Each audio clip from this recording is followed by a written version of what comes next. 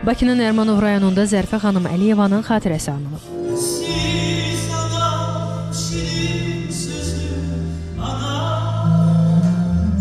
Nərimanov rayon İcra Hakimiyyətinin təşkilatçılığı ilə görkəmli oftalmoloq, əməkdar elm xadimi, tibb elmləri doktoru, akademik Zərfə Əliyevanın anadan olmasının 102 illiyinə həsr edilən xatirə tədbiri keçirilib. Dünyanın ən yaxşısı, qəlbi təmiz adamı. Kim deyir, yaxşı insanlar əlçatmaz olur.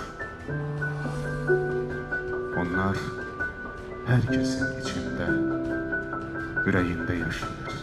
Rayon ictimaiyyəti, alimlər və ziyalıların iştirak etdiyi tədbirdə akademik Zərfə Əliyevanın həyat və fəaliyyətindən bəhs edilib. Qeyd olunub ki, əsl ziyalı kimi mənalı ömür yolu keçmiş Zərfə xanım geniş elmi fəaliyyəti ilə ölkəmizdə tibb sahəsinə, xüsusilə oftalmologiyanın inkişafında əhəmiyyətli töhfələr verib.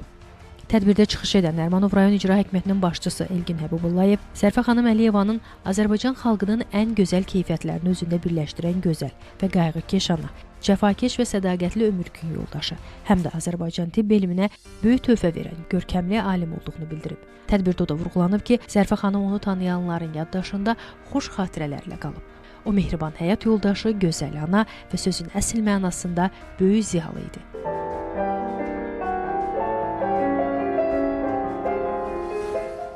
Tədbir maraqlı musiqi kompozisiyaları ilə davam edib.